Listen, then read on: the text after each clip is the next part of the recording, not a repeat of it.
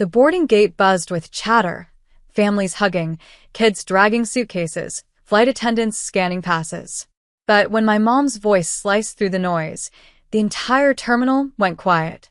"She only came to watch us leave," she said, loud enough for half the airport to hear. Heads turned. A few people even paused mid-step, their eyes darting toward me.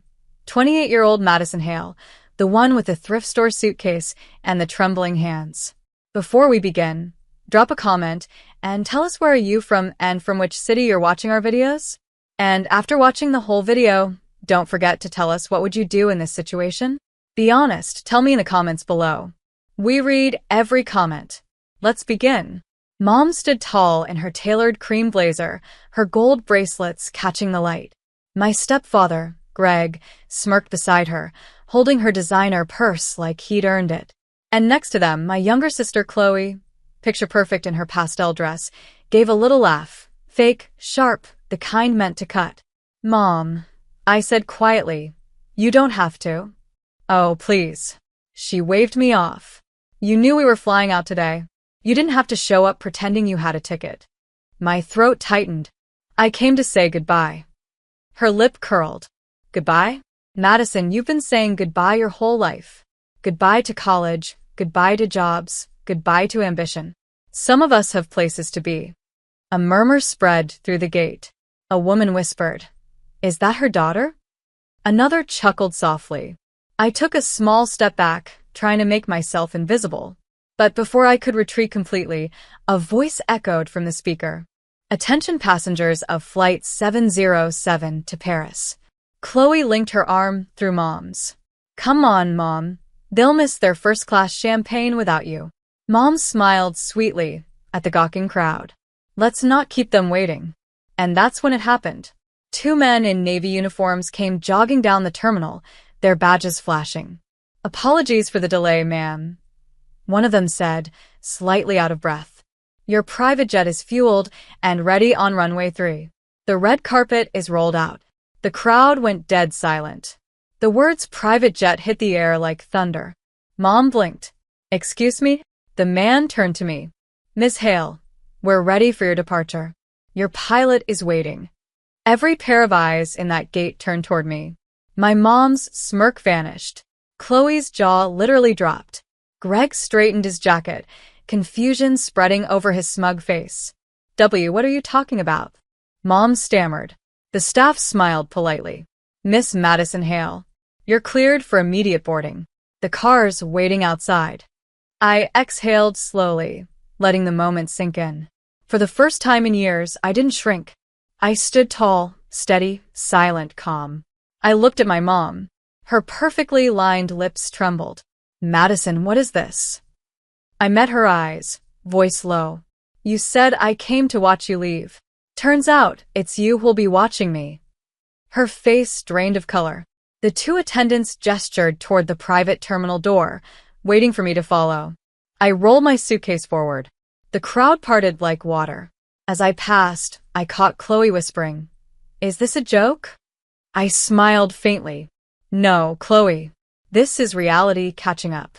And with that, I walked toward the private wing, the echoes of my heels drowning out the stunned silence behind me. They didn't know that the girl they mocked, the one who'd been tossed aside like she'd never measure up, was now the sole heir to the company that funded their entire lifestyle. They were flying commercial. I was flying home. The automatic doors slid open, and warm sunlight flooded over me as I stepped outside the terminal. A black SUV waited at the curb, its driver already standing by, holding the door open like I was someone important. Funny how quickly things change when the truth finally comes to light. But standing there, watching my reflection in the glossy car door, I wasn't thinking about luxury. I was thinking about every time my mother told me I'd never make it. She said it when I dropped out of college because I couldn't afford tuition. She said it when I took a night shift at a diner, working double to pay rent. And she said it the day she told me I wasn't welcome at home anymore because Greg didn't want failure around his daughters. Her words had burned back then. But now? They fueled something sharper than pain. "Ms. Hale," the driver said gently, pulling me from my thoughts. "Your jet's ready. We can depart as soon as you're comfortable. I nodded, forcing a small smile. Thank you, David. He opened the SUV door, and as I climbed in, I caught a glimpse of them through the terminal glass. My mother's face pressed against the window, disbelief carved into every line. Chloe was on her phone, probably texting her friends in a panic. Greg's jaw was tight, his pride cracking right there in public. They used to love attention, but not this kind. Inside the SUV, the world went quiet. The seats were soft, the air smelled of leather and lavender, and for a moment, I just let myself breathe. Then my phone buzzed. Mom. Mom, what's going on? Why are they saying your name? Madison, answer me. Mom, is this some joke? I stared at the screen, my thumb hovering over the reply button. Then I typed slowly. Me. You'll find out soon enough. I hit send, and it felt freeing. The drive toward the private hangar was short, but every second felt like a lifetime. I watched the city blur by. The same streets I used to walk with grocery bags cutting into my hands, the same skyline that once made me feel small. Not anymore. When we reached the runway, the jet gleamed in the sun. My company's logo, Hale Innovations, was painted along its side. A name my father built, one my mother helped destroy. He'd been the real visionary, Daniel Hale, founder of one of the biggest renewable energy startups in the country. After he died, my mother sold her shares for a fraction of what they were worth, desperate for fast money and a new husband. She left me nothing but memories and debt. But what she didn't know was that my father left something else, something hidden. A trust. A sealed clause that only activated when I turned 28. 2 weeks ago, a letter arrived from his old lawyer. Your inheritance has matured, it said. You're now the majority shareholder of Hale Innovations. I didn't tell anyone. Not even when the company reached out to schedule my first private flight to the main branch in Seattle. I wanted them to see the truth unfold with their own eyes. And today they did. As the driver carried my bags to the steps of the jet, I caught my reflection in the silver medal. My hair tousled from the wind, my heart pounding, but my eyes steady. For years, I chased their approval. Now I realized I didn't need it. Just as I was about to board, a voice called out behind me. Madison. I turned. My mother was running down the tarmac, security calling after her. Her heels clicked frantically against the concrete. Madison, wait. She looked desperate, mascara smudged, her blazer hanging off one shoulder. I hadn't seen her like that since my father's funeral. Mom, you shouldn't be here. She stopped a few feet away, breathless. I didn't know. You didn't tell us. Why would you embarrass me like that in public? I stared at her. Embarrass you? I repeated softly. You did that to me for years. Her eyes flickered. You could have just told me about the company. We could have worked together. I almost laughed. Worked together? You sold your shares, remember? You said Dad's work was a waste of time. That his dreams didn't pay bills. She flinched. I didn't mean. Yes, you did. My tone was calm, but it cut through her excuses. You meant every word, and now you have to live with them. The captain stepped out of the jet. Ms. Hale, we're ready whenever you are. Mom's hand trembled as she reached toward me. Please don't shut us out like this. I took a deep breath, meeting her tearful eyes. You did that long before I ever could. Then I turned away and climbed the steps.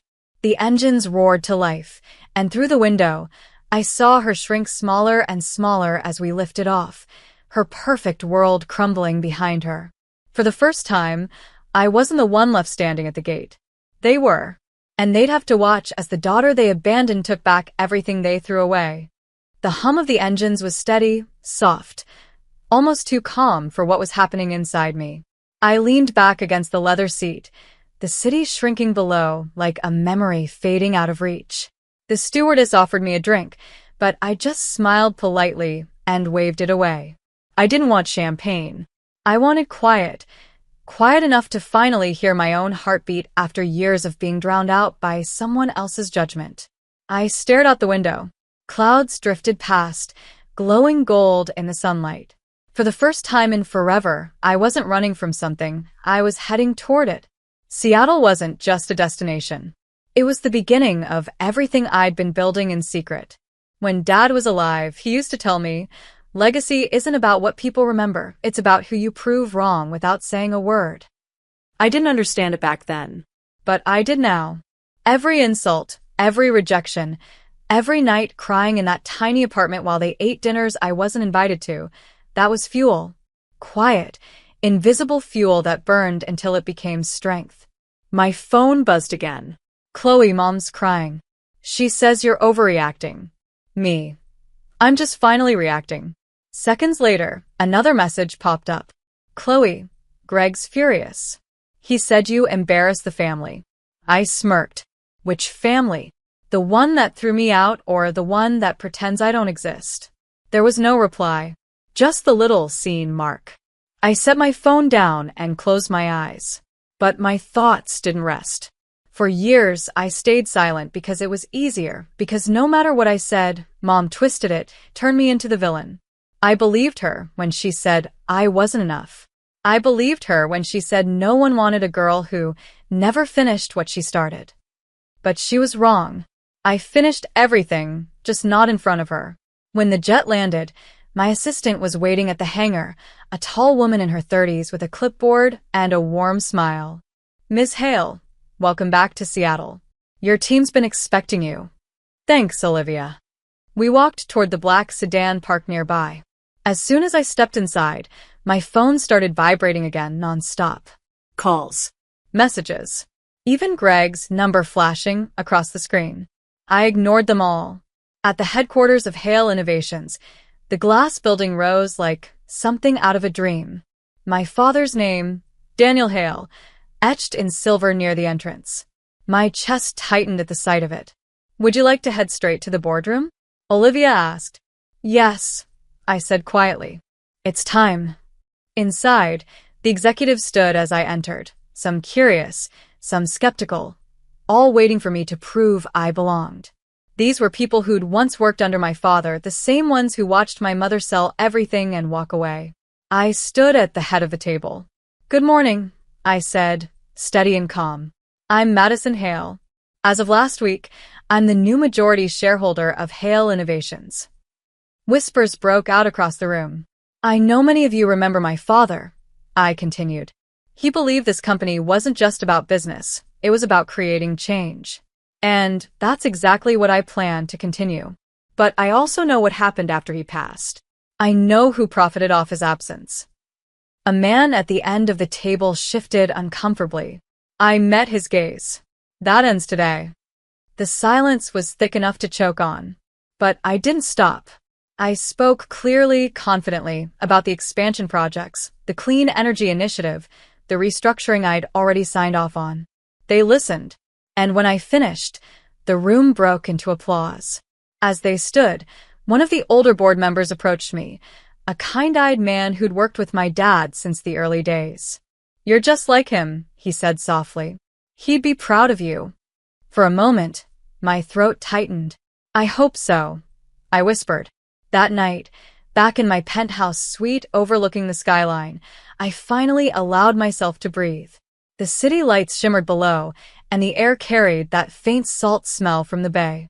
I poured myself a glass of water and stood by the window. My reflection looked calm, composed, but my heart was still heavy. Winning didn't erase the scars.